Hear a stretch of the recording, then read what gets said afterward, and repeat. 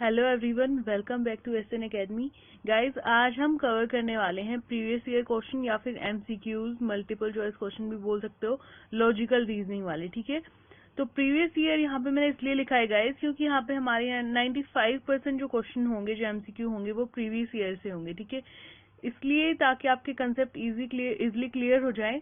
तो जो recently previous year के यानी 2019 के, इसमें ज्यादा से ज्यादा क्वेश्चन मैंने इसमें इन्वॉल्व करे हैं। ठीक है, तो गाइज ये जो यूनिट 6 है हमारी लॉजिकल रीजनिंग वाली, ये मैं कंप्लीट करवा चुकी हूँ पूरी की पूरी यूनिट। तो इसमें 17 वीडियो है आपकी। ठीक है, तो इस प्लेलिस्ट का लिंक मैं नीचे डाल रही हूँ डिस्क्रिप्शन में। आप सारी वीडियोस को देख लो अच्छे से, सारे कंसेप्ट क्लियर कर लो, उसके बाद आप एमसीक्यू करना। ठीक है, और यूनिट 4 जो कम्युनिकेशन वाली है गाइज, वो भी हमारी कंप्लीट हो चुकी है, उसका भी लिंक मैं नीचे डिस्क्रिप्शन में डाल रही हूँ। ठीक है, तो इन दोनों यूनिट को आप कवर कर लो, उसके बाद एमसीक्यू करना। ठीक है, यही सजेस्ट करूंगी आपको।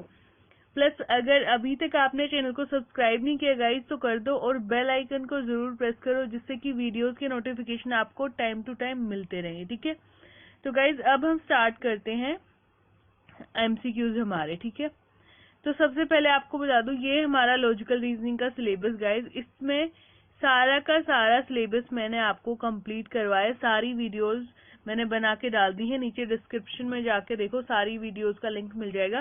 प्लेलिस्ट ऑफ यूनिट 6 के नाम से मैंने प्लेलिस्ट बनाई है इस वाली यूनिट की। ठीक है, तो सारी वीडियोस आपको मिल जाएंगी, सारे कंसेप्ट क्लियर हो जाएंगे आपके वहाँ पे। ठीक है, तो चलो जी, क्वेश्चन नंबर फर्स्ट है हमारा, in which of the following argument the relation that exists between premise and conclusion is that of logical necessity। कई जब मैंने आपको इंडक्टिव और डिडक्टिव रीजनिंग वाला पोर्शन करवाया था, जो वाली वीडियो करवाई थी, तो उसमें मैंने आपको बताया था कि जो हमारा डिडक्टिव रीजनिंग होता है, वो उसमें क्या होता है, जो हमारी प्रीमाइस क्या होती है, स्टेटमेंट, वो हमेशा कंक्लूजन उसको फॉलो करता है, ये मैंने बताया था। ठीक है, जो कंक्लूजन होता है वो हमेशा प्रीमाइस को फॉलो करता है डिडक्टिव रीजनिंग में। अगर प्रीमाइस हमारी ट्रू है तो कंक्लूजन भी ट्रू होगा, प्रीमाइस फॉल्स है तो कंक्लूजन फॉल्स होगा। ठीक है, तो बेसिकली वहां पे एक लॉजिकल रीजनिंग, लॉजिकल नेसेसिटी थी, यानी जरूर से भी जरूर थी वो चीज, ये वाली चीज। ठीक है, तो इसीलिए इसका आंसर हमारा होगा गाइस डिडक्टिव। ठीक है, यहाँ पे जो आर्गुमेंट है हमारा वो है डिडक्टिव, तो इसका आंसर हुआ हमारा बी। अब नेक्स्ट देखो, क्वेश्चन नंबर सेकंड, ऑल जजेस आर फेयर माइंडेड। ठीक है, ये एग्जाम्पल दे रखा है और पूछ रखा है कि ये किस टाइप की प्रोपोर्शन क्या होता है, यानी स्टेटमेंट, कि ये किस टाइप की प्रोपोर्शन है, किस टाइप की स्टेटमेंट है। तो देखो यहाँ पे ऑल का यूज हुआ है, यानी सबके बारे में बात हो रही है, यानी यूनिवर्सल स्टेटमेंट है ये। ठीक है, यूनिवर्सल है। और सेकंड थिंग इसमें ये है कि ये हमारी एक पॉजिटिव स्टेटमेंट है, नो का यूज नहीं हुआ यहाँ पे, पॉजिटिव यानी अफर्मेटिव। तो ये हमारा जो प्रोपोर्शन, जो स्टेटमेंट है, ये कैसी हुई गाइज, यूनिवर्सल अफर्मेटिव। ठीक है, इसका आंसर हमारा हुआ ए वाला। ठीक है, इसका आंसर हुआ ए। अब देखो question number third, question number third में दिया है जो इन्फ्रेंस यानी अनुमान है इंडियन लॉजिक में, उसकी रूट कहाँ पे लाई करती है। अब देखो गाइज, जब मैंने आपको अनुमान वाली वीडियो करवाई, काइंड एंड स्ट्रक्चर ऑफ अनुमाना, तो उसमें मैंने आपको बताया था कि जो अनुमाना है वहां पे मिडल टर्म और मेजर टर्म के बीच में इनवेरिएबल रिलेशन होता है। ठीक है, इनवेरिएबल रिलेशन यानी व्याप्ति होती है उन दोनों के बीच में। ठीक है, तो यहाँ पे मिडल टर्म और मेजर टर्म में इनवेरिएबल कंकमिटेंस यानी इनवेरिएबल रिलेशन होता है मिडल टर्म और मेजर टर्म के बीच में। ठीक है, वो वाली वीडियो जाकर देखो, आपको अच्छे से क्लियर हो जाएगा। तो यहाँ पे गाइस इसका आंसर हुआ हमारा डी, यानी फोर्थ वाला। ठीक है, अब नेक्स्ट देखो क्वेश्चन नंबर फोर्थ, इसमें गिवन है सम मिल्क इज कर्ड। एक एग्जांपल दिया है, एक प्रोपोर्शन यानी एक स्टेटमेंट हमें गिवन है, सम मिल्क इज कर्ड। बोलते हैं कि अगर इसको ट्रू मान लें तो जो नीचे दी गई है उनमें से कौन सी फॉल्स होगी। ठीक है, तो अगर ये वाली ट्रू है तो गाइज एक बात सिंपल सी हमें याद रखनी है कि जब भी हमें सिंगल स्टेटमेंट गिवन होती है तो वहां पे हमारा ये वाला कौन सा, जो हमारी स्टेटमेंट होती है ए, ई, आई और ओ, किसमें थी ये स्टेटमेंट, कैटेगोरिकल प्रोपोर्शन में भी मैंने आपको करवाई थी और स्क्वायर ऑफ अपोजिशन में भी करवाई थी, है ना।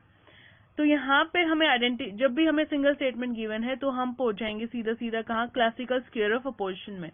अब यहाँ पे देखेंगे कि कैसा रिलेशन है। सबसे पहले देखो कैसी प्रोपोर्शन दी है, सम मिल्क इज कर्ड, तो ये आई वाली स्टेटमेंट हमें दी है।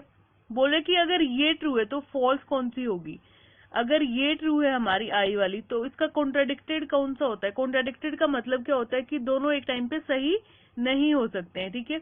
तो आई और ई का था कॉन्ट्राडिक्टेड और ए और ओ का था, यानी अगर आई सही है तो हमारा ई फॉल्स हो जाएगा सीधा सीधा, ठीक है। और ई वाला कौन सा था हमारा, किस टाइप की स्टेटमेंट होती है ई में, नो वाली, ठीक है। तो यहाँ पे देखो सम मिल्क इज कर्ड और एग्जाम्पल में दिया है नो, सॉरी ऑप्शन में हमें दिया है नो मिल्क इज कर्ड, ठीक है। यानी ये दोनों एक दूसरे के कॉन्ट्राडिक्टेड है, तो अगर ये ट्रू है तो हमारा ये फॉल्स हो जाएगा। तो इसका आंसर हुआ हमारा ए, ठीक है। अब नेक्स्ट देखो question number 5, some trees are green. ये एक प्रोपोर्शनल स्टेटमेंट हमें गिवन है, ठीक है, कि कुछ ट्री जो है वो ग्रीन है। ये किसके इक्वलेंट है, जो नीचे प्रोपोर्शनल स्टेटमेंट दी है ये किसके इक्वल है ये स्टेटमेंट। तो गाइस इक्वल है तब भी हमें वही रूल याद रखना है, किसमें जाएंगे, सीधा सीधा हम जाएंगे क्लासिकल स्क्वायर ऑफ प्रोपोर्शन में, जिसमें ए ई आई ओ हमारी गिवन थी और स्क्वायर बनता था, ठीक है। तो ये सबसे पहले आइडेंटिफाई करो किस टाइप की प्रोपोर्शन है, ये आई टाइप की प्रोपोर्शन है ना, आई टाइप की स्टेटमेंट है। तो अब हमें देखना है कि किसके इक्वल है। चार ऑप्शन दिए हैं हमें। सबसे पहले देखो मैनी ट्रीज आर ग्रीन, बहुत सारे ट्री ग्रीन है। मैनी का मतलब ऑल तो नहीं होता, ठीक है, यानी सम ही है यहाँ पे, तो सम ट्रीज आर ग्रीन, तो हाँ ये बिल्कुल इक्वलेंट है, पहले वाला इक्वलेंट है जी हाँ। सेकेंड वाला देखो some green things are tree, ठीक है, वही बात होगी, इसको उल्टा कर दिया। यहाँ भी दोनों सम है, ऊपर वाले में भी और नीचे भी दोनों सम हो गई यहाँ भी, तो ये भी ठीक है जी हाँ। अब थर्ड वाला देखो some green things are not non tree. Not non tree का मतलब गाइज यहाँ पे ट्री ही होगा, ठीक है, नॉट नोन ट्री का मतलब ट्री हो गया। तो some green things are tree, फिर से वही बात हो गई, सम इसमें भी दोनों सम थे, इसमें भी दोनों सम हो गए, तो ये भी ठीक हो गया। अब ऑप्शन नंबर 4 देखो trees are usually green. Usually का मतलब भी सम ही होता है गाइज, ठीक है, यूजुअली का मतलब भी सम ही होता है। जब तक ऑल की बात नहीं हुई तब तक सब चीजों को हम सम लेके चलेंगे, चाहे वो मैनी हो, चाहे वो ऑलमोस्ट हो, चाहे वो यूजुअली हो, समझ गए। तो यानी ये भी इसका ट्रू हो गया, ये वाला ऑप्शन भी। तो A B C O D चारों के चारों हमारी सम ट्रीज आर ग्रीन के इक्वल हैं, ठीक है। तो इसका आंसर हुआ हमारा ए वाला, तो इसका आंसर हुआ ए। अब क्वेश्चन नंबर 6 देखो identify the reasoning in the following argument. हमें ये एक आर्ग्यूमेंट गिवन है ये वाला, हमें इसमें रीजनिंग आइडेंटिफाई करनी है कि किस टाइप की रीजनिंग है। तो देखो कैसी स्टेटमेंट है ये, a pilot without fight plane is like an artist without paints. बोल रहे हैं कि एक जो पायलट होता है वो जो फ्लाइट प्लेन है हमारा उसके बिना अधूरा है, कैसे, जैसे कि एक आर्टिस्ट पेंट के बिना होता है, ठीक है। तो यहाँ पे कंपैरिजन किया हुआ है, इज लाइक है ना, कंपैरिजन किया हुआ है और सिमिलर चीजें हैं। तो गाइज मैंने आपको बताया था जब मैंने आपको एनालॉजी करवाया था इससे लास्ट वाली वीडियो, कि जो एनालॉजी होती है उसमें कंपैरिजन होता है सिमिलर चीजों के साथ, ठीक है। तो यहाँ पे कंपैरिजन हो रहा है, तो ये कैसी हमारी रीजनिंग होगी, एनालॉजिकल रीजनिंग ये हमारी हो गई गाइज, ठीक है। तो इसका आंसर हुआ 6 का आंसर हुआ हमारा ए वाला, ठीक है।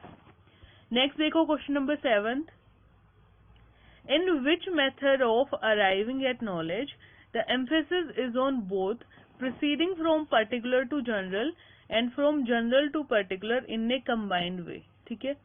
अब देखो जब मैंने आपको इंडक्टिव और डिडक्टिव वाला करवाया था, तो इंडक्टिव में मैंने आपको क्या बताया था, इंडक्टिव में हम हमेशा जाते हैं पार्ट से होल की तरफ, है ना, पार्ट से होल की तरफ। और जब डिडक्टिव करते हैं तो डिक्रीजिंग ऑर्डर में होता है, होल टू पार्ट हो गया, ठीक है। बट यहाँ पे क्या बोल रहे हैं क्वेश्चन में कि कंबाइंड वे, कि दोनों ही चीजें हैं, पार्ट टू होल भी है और होल टू पार्ट भी है, ठीक है। तो इन दोनों में से तो है नहीं, ना ए है ना बी है। अब फोर्थ वाला देखो एनालॉजिकल में क्या होता है, इसमें कंपैरिजन होता है, तो इसका तो बिल्कुल भी रिलेशन नहीं है इन दोनों से, ठीक है। तो यह बचा क्या हमारे पास, साइंटिफिक मेथड, यानी कि जो साइंटिफिक मेथड है उसमें ही दोनों यूज होते हैं, होल टू पार्ट भी और पार्ट टू होल भी, ठीक है। तो गाइज एलिमिनेशन से हमने इसका आंसर आइडेंटिफाई कर लिया, तो इसका आंसर है गाइज 7 का हमारा 3 हो गया, ठीक है, सी हो गया यानी कि।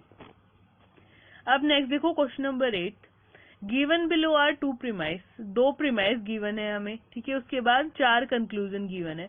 हमें क्या आइडेंटिफाई करना है कि जो कौन से कंक्लूजन है जो वैलिडली ड्रॉन करे गए हैं इनमें से, ठीक है, यानी कौन से कंक्लूजन वैलिड है बेसिकली। तो चलो जी आइडेंटिफाई करते हैं क्वेश्चन नंबर 8 में। तो सबसे पहले तो देखो ये कौन सी स्टेटमेंट है, जो वेन डायग्राम वाली वीडियो करवाई गई उसके ऊपर बेस्ड है, जाके पहले वो देखो अगर अभी तक देखी नहीं है तो, ठीक है, वरना क्लियर नहीं हो पाएगा। तो अब देखो यहाँ पे क्या है, ऑल कैट्स आर डॉग्स, ठीक है, तो पॉजिटिव स्टेटमेंट है और सेकंड वाली भी पॉजिटिव है, यानी जो आंसर हमारा कंक्लूजन आएगा वो भी पॉजिटिव ही आएगा। अब देखो ये भी पॉजिटिव है फर्स्ट वाला, सेकंड वाला कंक्लूजन भी पॉजिटिव है, थर्ड वाला भी पॉजिटिव है, बचा क्या, ये नो वाला है, यानी ये तो सीधा सीधा हमारा यहाँ पे गलत हो गया ये वाला कंक्लूजन। हमारे पास अब 3 कंक्लूजन बचे हैं गाइस, तो उनको चेक करते हैं। अब चलो सबसे पहले ये वाला करेंगे, फिर ये वाला, फिर ये वाला। तो अब हमने पॉजिटिव और नेगेटिव चेक कर ली स्टेटमेंट, अब क्या करेंगे, इनको 100 और 50 डिनोट करेंगे, ठीक है।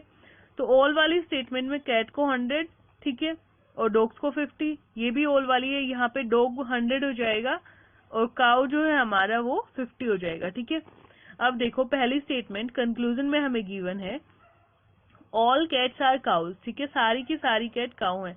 अब ऊपर जाके देखो कि कैट और काउ अलग अलग में है, कैट यहाँ पे है पहले वाले में और काउ सेकंड वाली में, यानी मर्ज करना पड़ेगा। अब गाइस मर्ज का रूल क्या था, मर्ज का रूल था कि जो मिडिल टर्म होती है वो दोनों जगह में से एक जगह में कम से कम 100 होनी चाहिए, है ना, दोनों भी हो सकती है।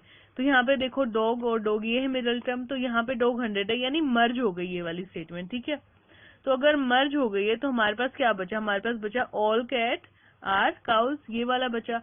और ऑप्शन में हमें गिवन है कंक्लूजन में ऑल कैट्स आर काउज, यानी पहला तो हमारा सही हो गया कंक्लूजन। अब दूसरा देखो सम काउज आर कैट, सम यहाँ पे 50-50 है दोनों को। अब यहाँ पे काउ को 50 है और कैट को 100 है, तो अब हमें देखना है कितने में से कितने मार्क्स आए। तो काउ के 50 में से 50 आए, कैट के 100 में से 50, जी हाँ आ सकते हैं, इतने में से इतने मार्क्स। तो सेकंड वाला कंक्लूजन भी हमारा सही हो गया। अब थर्ड वाला देखो ऑल डॉग्स आर कैट्स, तो ऑल डॉग्स आर कैट्स जो है उसको देखो, अब उसको चेक करो। यहाँ पे ऊपर क्या था, डॉग, डॉग यहाँ पे है, और ये देखो फर्स्ट वाली जो हमारी प्रीमाइस स्टेटमेंट गिवन है इसमें है दोनों चीज, कैट भी और डॉग भी, और यहाँ पे all dog are cat, but यहाँ पे इसका उल्टा है। तो यहाँ पे कैट के 100 हुए, डॉग के 50 हुए। अब देखो कितने में से कितने मार्क्स आए, ये देखना है कितने में से कितने मार्क्स। तो डॉग यहाँ पे क्या है हमारा 100 हो गया, क्योंकि ऑल में ऑल के साथ यूज हुआ है, और कैट हमारा 50 हो गया। तो क्या डॉग के 50 में से 100 आ सकते हैं, जी नहीं, इतने में से 50 में से 100 मार्क्स कैसे आ सकते हैं हमारे, नहीं आ सकते, ठीक है। यानी हमारा जो कंक्लूजन ए है और कंक्लूजन बी है, ये वाले, ये दोनों ही हमारे ट्रू हैं बस, ठीक है। तो ऑप्शन में देखो, अब चेक करो, ये देखो थर्ड वाले ऑप्शन में हमें गिवन है, थर्ड वाले ऑप्शन में कि ए और बी, ठीक है, यानी इसका आंसर हमारा सी हो गया गाइस, ठीक है, 8 का हमारा आंसर हो गया सी। अब नेक्स्ट देखो क्वेश्चन नंबर 9, स्टेटमेंट गिवन है और पूछ रखा है आइडेंटिफाई द मिडल टर्म, इसमें से मिडल टर्म आइडेंटिफाई करनी है, ठीक है। तो ये पहली स्टेटमेंट गिवन है, ये दूसरी, तो हमने अज्यूम कर लिया कि ये कंक्लूजन होगा इसका, ठीक है।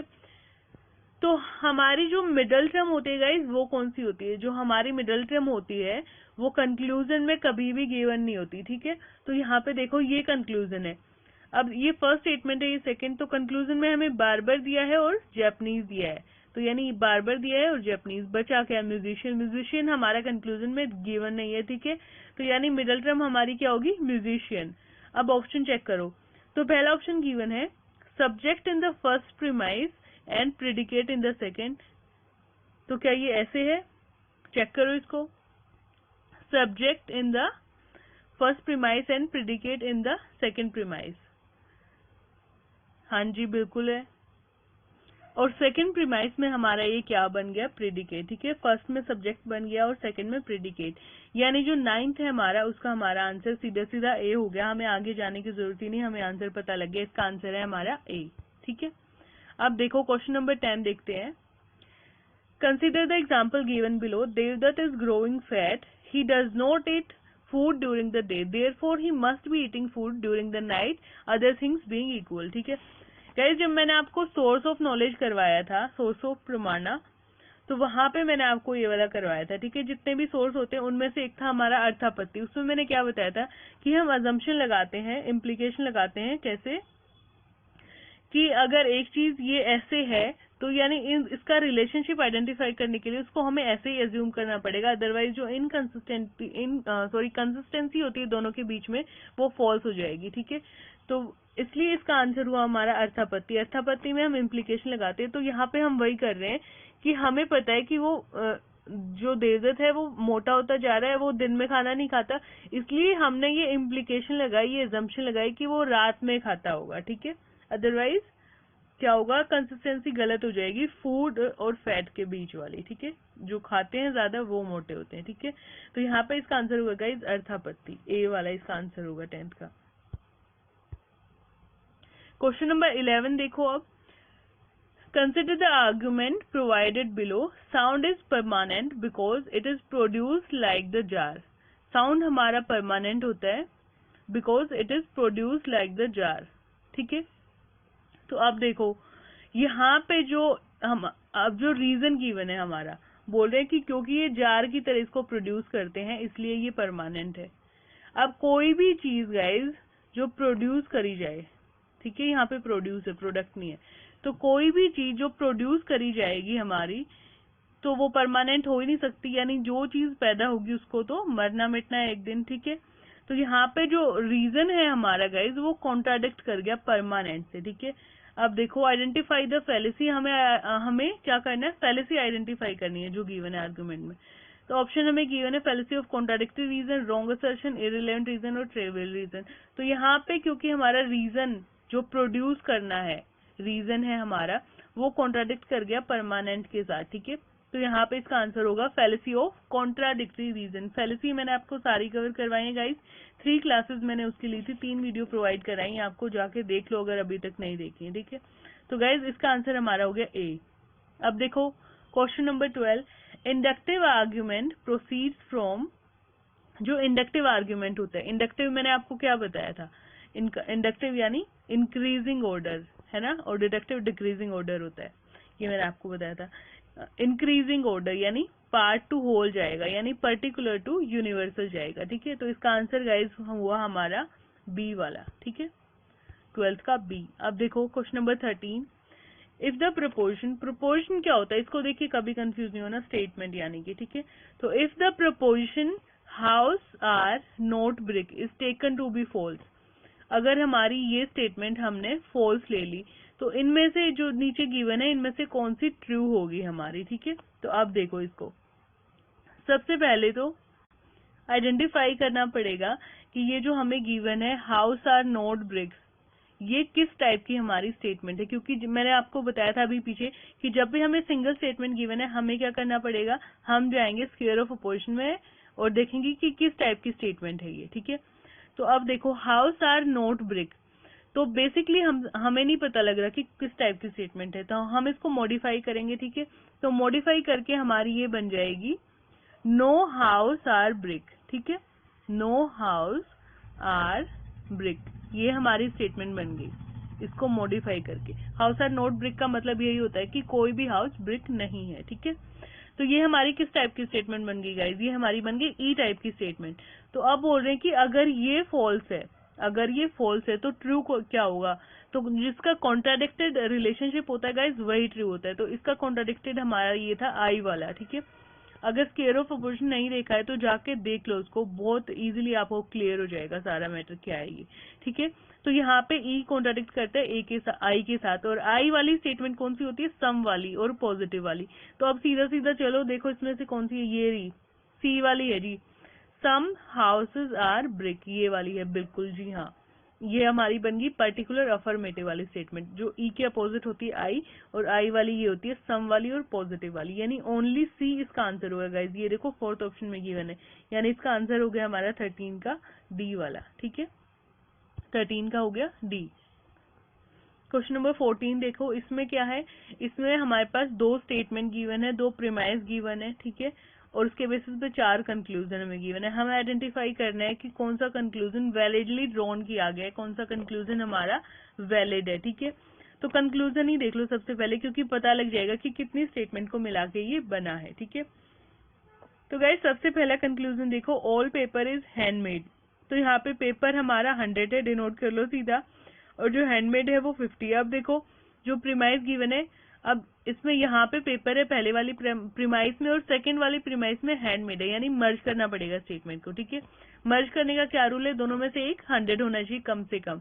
तो नो वाली में दोनों 100 होते हैं, यहाँ पेपर भी 100 पेन भी 100, और जो सम वाली है गाइज उसमें क्या होता है, उसमें दोनों 50-50 होते हैं, यहाँ पेपर भी 50 हैंडमेड भी 50। तो यहाँ पे जो हमारा पेपर है पहले वाली स्टेटमेंट में,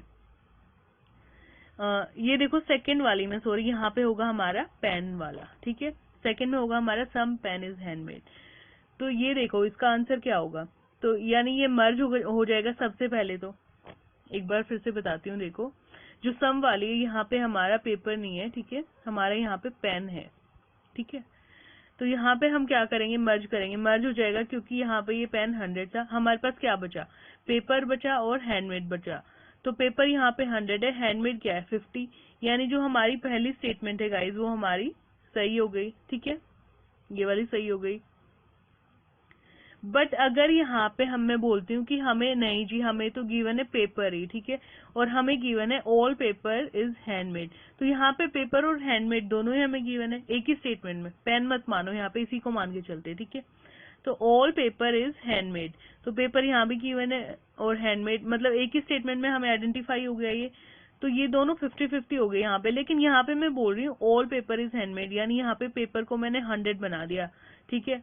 तो क्या ये, और यहाँ पे कितना था सम वाली में 50, तो क्या 50 में से 100 मार्क्स आ सकते हैं हमारे, नहीं आ सकते, नहीं आ सकते। तो क्या हो गया, पहला कंक्लूजन हमारा गलत हो गया, ठीक है। अब दूसरा कंक्लूजन चेक करते हैं, दूसरे में देखो क्या है, सम हैंडमेड आर पेन, ठीक है, ये है। अब देखो जो हैंडमेड है हमारा वो यहाँ पे गिवन है, ठीक है, यहाँ पे 50 गिवन है, और जो पेन है हमारा वो किसी दूसरी, जो वो हमारी दूसरी स्टेटमेंट में गिवन है पहले वाली में, ठीक है। तो अब देखो इसको मर्ज करना पड़ेगा, मर्ज करने का रूल क्या है, मर्ज करने का रूल एक तो सबसे पहले या तो दोनों स्टेटमेंट पॉजिटिव हो या नेगेटिव, और अगर पॉजिटिव और नेगेटिव हो, एक पॉजिटिव हो एक नेगेटिव हो, तो आंसर हमारा गाइस किस में आता है, हमारा आता है नेगेटिव में आंसर। पर क्या ये नेगेटिव में, जी नहीं। तो ऐसे ही इस तरीके से ये हमारा कंक्लूजन गलत हो गया, ठीक है। अब देखो थर्ड वाला, सम हैंडमेड आर नोट पेन, ठीक है। तो हाँ, अगर पॉजिटिव और नेगेटिव स्टेटमेंट को मिलाएंगे तो हमारा एक जो है वो जो हमारा कंक्लूजन होगा वो हमारा नेगेटिव में ही होगा। तो यहाँ पे नेगेटिव में ही कंक्लूजन है। अब इसको देखो, हैंडमेड यहाँ 50 था और सम वाली में क्या होता है, दोनों 50 होते हैं, ठीक है। तो हैंडमेड यहाँ पे 50 हो गया, जो हमारा पेन था यहाँ पे 100 था और यहाँ पे हमारा 50 हो गया। तो यानी 100 में से 50 मार्क्स आ सकते हैं, 50 में से 50 मार्क्स आ सकते हैं। तो उस तरीके से गाइस जो हमारा थर्ड कंक्लूजन है वो हमारा सही हो गया, ठीक है। अब फोर्थ वाला भी देख लो, ऑल हैंडमेड आर पेपर। तो हैंडमेड और पेपर देखो इसी में है, ठीक है, सेकेंड वाली स्टेटमेंट में ही गिवन है, हैंडमेड भी और पेपर भी। तो यहाँ पे सम वाली स्टेटमेंट है, यानी पेपर भी 50 है और हैंडमेड भी 50 है, बट यहाँ पे ऑल आ गया हैंडमेड के साथ, तो ये गलत हो जाएगा क्योंकि 50 में से 100 मार्क्स कभी नहीं आ सकते, ठीक है। तो गाइज इसमें जो हमारा थर्ड ऑप्शन बचता है सी वाला, वही सही है सिर्फ, ठीक है। तो हमारा 14 का हो गया सी आंसर। अब नेक्स्ट देखो question number 15, all republic are grateful and some republic are not grateful, cannot both be true and they cannot both be false. This is called as, इसको हम क्या बोलते हैं, ऐसा रिलेशन किस में होता है कि जब both cannot be true, both can be true, ठीक है, cannot be true and they cannot be false, दोनों ही ट्रू भी नहीं हो सकते और दोनों ही फॉल्स भी नहीं हो सकते। यानी गाइज इसका सिंपली सा मतलब यहाँ पे ये कि अगर एक चीज सही होगी तो दूसरी गलत होगी, कॉन्ट्राडिक्टरी का मतलब होता है ये, ठीक है। तो यहाँ पे जो हमारा आंसर होगा गाइज वो होगा contradictory. Classical square of proportion वाली वीडियो देखो, आपको इजिली समझ में आ जाएगा, ठीक है। तो यहाँ पे इसका आंसर होगा गाइज बी, यानी 15 का बी, कॉन्ट्राडिक्टरी हुआ इसका आंसर, ठीक है। क्वेश्चन नंबर 16 देखते हैं। तो गाइज यहाँ पे इसमें एक प्रोपोर्शन गिवन है, ठीक है, यानी एक स्टेटमेंट गिवन है, no historians are non mathematician, तो जब ये गिवन है और पूछ कर रखा है कि ये किसके इक्विवेलेंट है, जो नीचे दी गई है हमें 4 स्टेटमेंट, किसके इक्विवेलेंट है ये, तो सबसे पहले तो इसको सही कर लो। No historians are non mathematician, तो इसका मतलब हुआ कोई भी हिस्टोरियन नॉन मैथमेटिशियन नहीं है, यानी कि सारे के सारे हिस्टोरियन क्या है, मैथमेटिशियन। ठीक है, सारे के सारे हिस्टोरियन क्या है, मैथमेटिशियन। तो यहाँ पे मैं लिख दूंगी ऑल हिस्टोरियंस आर मैथमेटिशियन। ठीक है, ये हमने सही कर लिया, इसको इस तरीके से सही हो जाएगा स्टेटमेंट। ठीक है, तो अब इस स्टेटमेंट को आइडेंटिफाई करेंगे किस टाइप की स्टेटमेंट है। तो हमने आइडेंटिफाई कर लिया कि ये ए टाइप की स्टेटमेंट है। ठीक है, अब इसका देखो किसके इक्विवेलेंट है। तो गाइज हमें पहला ही ऑप्शन हमें क्या गिवन है, ऑल हिस्टोरियंस आर मैथमेटिशियन। ठीक है, तो जी हाँ बिल्कुल ये सीधा सीधा इसके इक्विवेलेंट हो गया। तो इसका आंसर गाइज हमारा होगा 16 का ए वाला। ठीक है, 16 का फर्स्ट वाला आंसर। अब देखो नेक्स्ट क्वेश्चन नंबर 17, इसमें क्या गिवन है, इसमें हमें एक आर्ग्यूमेंट दिया है और हमें आइडेंटिफाई करना है कि ये किस टाइप की रीजनिंग है। तो हम बोल रहे हैं use of teaching aids in classroom is to enhance learning important in similar way as that of use of ICT for production of knowledge in a similar वे।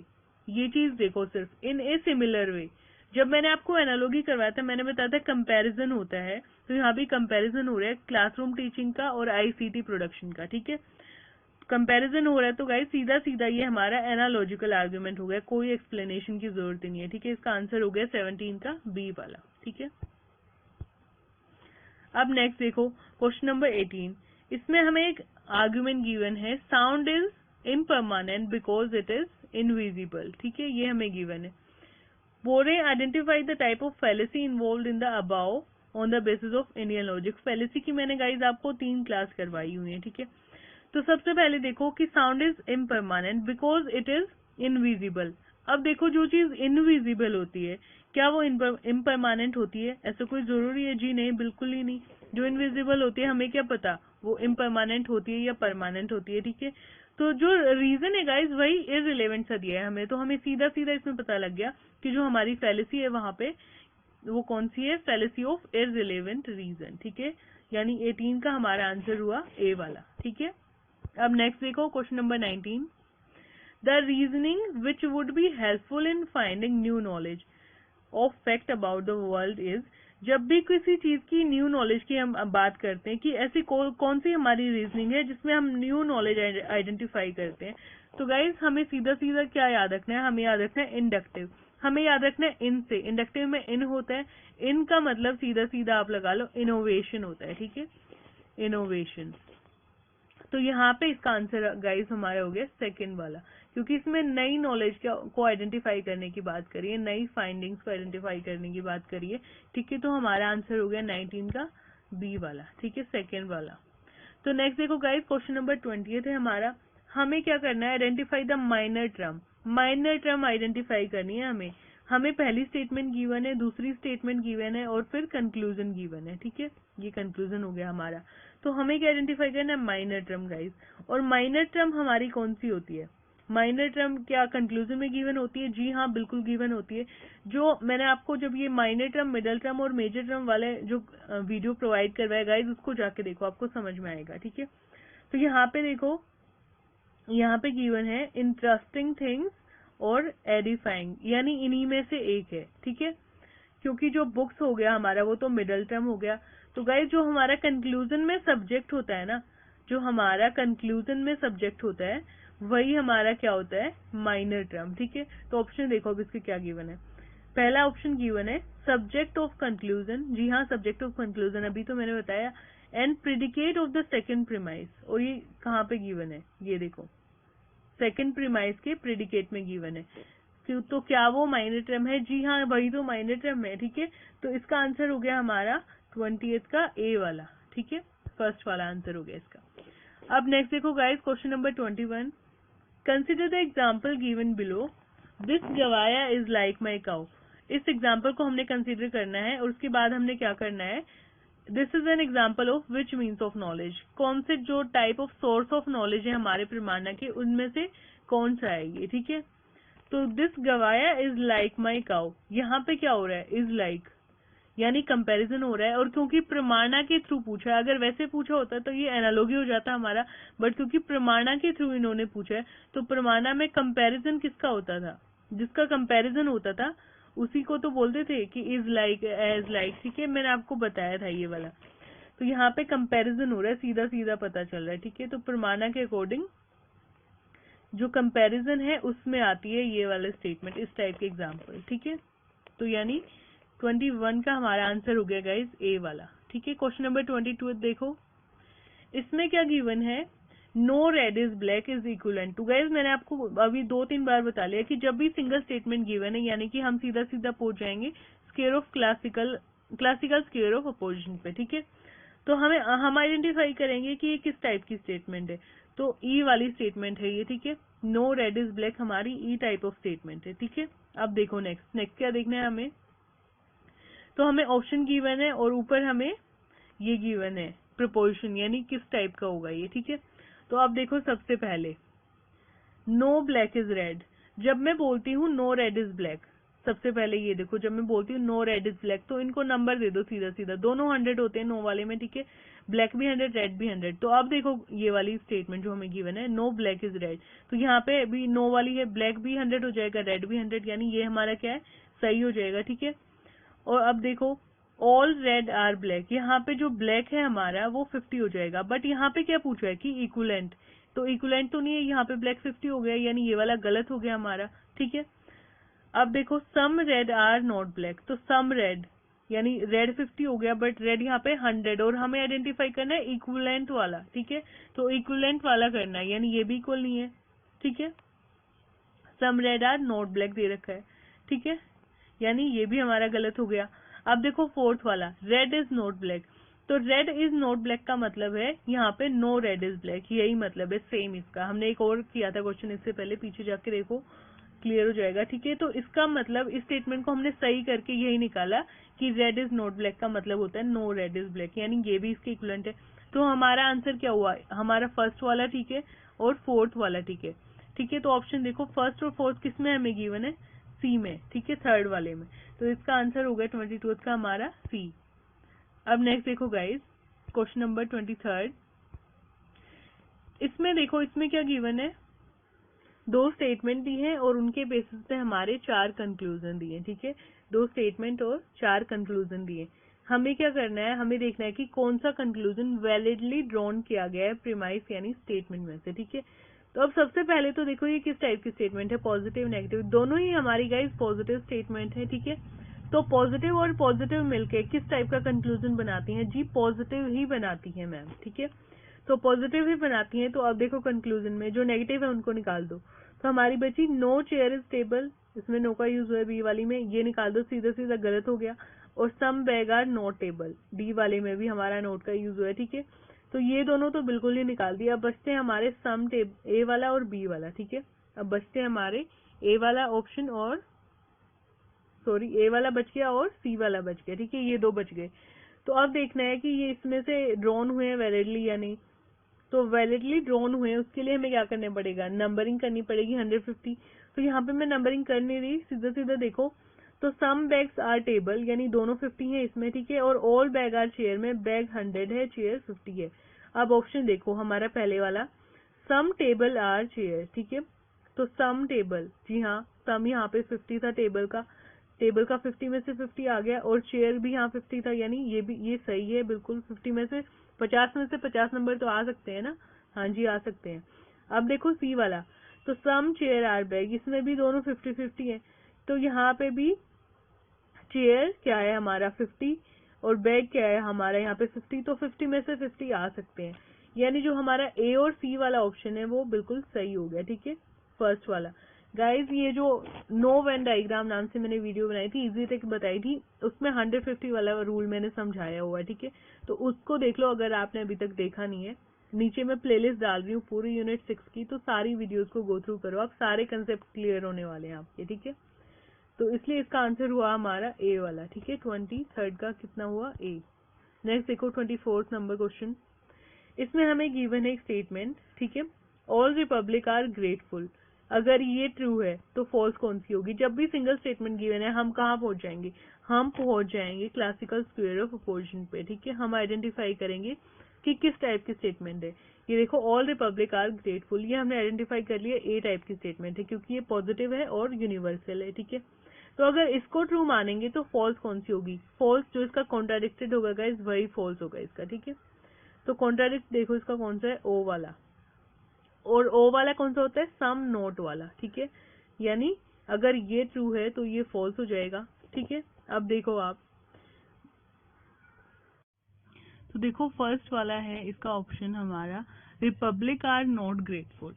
अब रिपब्लिक आर नॉट ग्रेटफुल में Republic के साथ all तो नहीं given हमें, यानी ये क्या हो गया, सम हो गया, ठीक है। ऑल गिवन नहीं हो तो क्या होगा, हमारा सम हो जाएगा, ठीक है। तो यानी सम रिपब्लिक आर नॉट ग्रेटफुल, ये तो सीधा सीधा हमारा गलत हो गया गाइस, ठीक है। उसके बाद सेकंड वाला देखो, उसमें गिवन है सम रिपब्लिक आर नॉट ग्रेटफुल, ठीक है। ये तो हमें डायरेक्ट ही गिवन है हमारी, ये भी गलत हो गया, ठीक है, क्योंकि ए ई आई और ओ, ठीक है।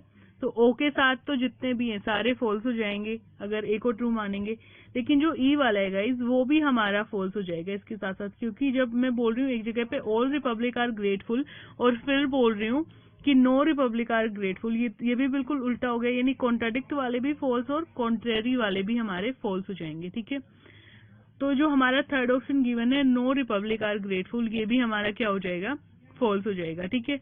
आप देखो फोर्थ वाला, सम रिपब्लिक आर ग्रेटफुल, तो अगर ये सही है तो ये आई के साथ इसका कैसा रिलेशन होता है, सब ऑल्ट्रेशन वाला, तो ये तो सही हो सकता है, ठीक है। तो यानी इसके बचे वन, फर्स्ट वाला, सेकंड वाला और थर्ड वाला, ठीक है। तो यानी इसका आंसर हो गया हमारा सी, 24 का कितना आंसर हो गया, सी। अब नेक्स्ट देखो क्वेश्चन नंबर 25, इसमें क्या गिवन है, pre active stage of classroom teaching is important just as pre learning preparation stage of communication. तो गाइज यहाँ पे हमारा क्या हुआ, कंपैरिजन हुआ है, ठीक है। Pre active stage of learning teaching का हुआ है pre learning stage preparation stage of communication, ठीक है। तो जब भी कंपैरिजन होता है वो हमारा एनालॉजी आ जाता है वहां पे, तो यहाँ पे एनालॉजिकल रीजनिंग इसका आंसर होगा। 25 का कितना होगा, डी आंसर, ठीक है। तो गाइज सबसे पहले अगर आपने सब्सक्राइब अभी तक भी नहीं किया है तो कर दो, बेल आइकन को प्रेस कर दो। अगर नोट्स चाहिए तो आपको टेलीग्राम चैनल पे जा सकते हो, एसएन एकेडमी यूजीसी नेट लिख के सर्च करोगे, हर वीडियो के बाद मैं वहां पे पीडीएफ डालती हूँ, ठीक है। और चैनल को सब्सक्राइब करो गाइज, ज्यादा से ज्यादा शेयर करो, लाइक करो वीडियो को। अगर कोई डाउट है तो आप कमेंट सेक्शन में पूछ सकते हैं, ठीक है। That's all for today, thanks for watching.